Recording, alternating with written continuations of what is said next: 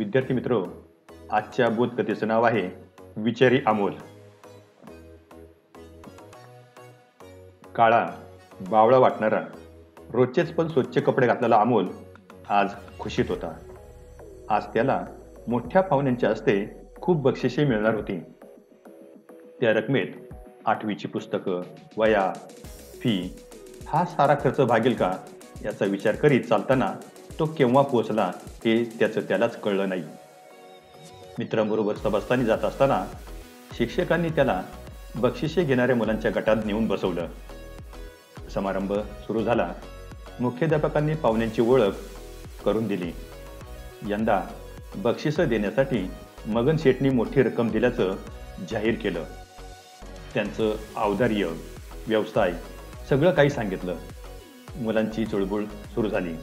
म्हणून मुख्याध्यापकांनी आवर्त घेतलं. बक्षिसांची यादी वाचली जाऊ लागली.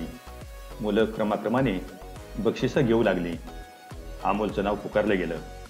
अमोल सर्वोत्तम विद्यार्थ्यांना मिळणाऱ्या बक्षिसासह 5 बक्षिसे मिळाल्याचं सांगितलं. अमोल व्यासपीठाकडे जाऊ लागला. मित्रांच्या टाळ्या सुरू झाल्या. पाहुण्यांकडून बक्षिसं स्वीकारण्यासाठी हात पुढे न करता अमोलने ध्वनिवर्धक पुढे ओढला आणि म्हणाला, ही सर्व बक्षिसं मिळाल्यानं मला खूप आनंद झालाय, पण मगन शेठनी पैसा मिळवलाय गुटखा विकून. त्याच्या मुलानं माझा मित्र सुहासच्या भावाला गुटख्याची सवय लावली. जिभेचा कर्करोग झाला त्याला, त्यातच तो गेला. गुटखा वाईट असतो.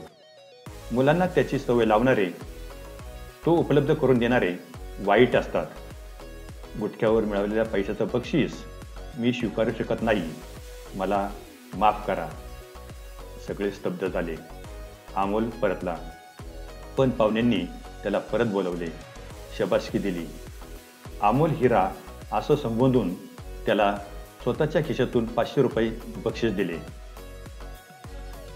तात्पर्य, मुलांना अमोलसारखे विचारी व्हा असा संदेश दिला. टाळ्यांच्या गजरात मुलांनी सद्विचारी होऊ असे आश्वासन दिले. नवनवीन बोधकथावरील व्हिडिओ पाहण्यासाठी गरुड भरारी चॅनल सबस्क्राईब करून बेल आयकॉनवर क्लिक करा व लाईक करून शेअर करा.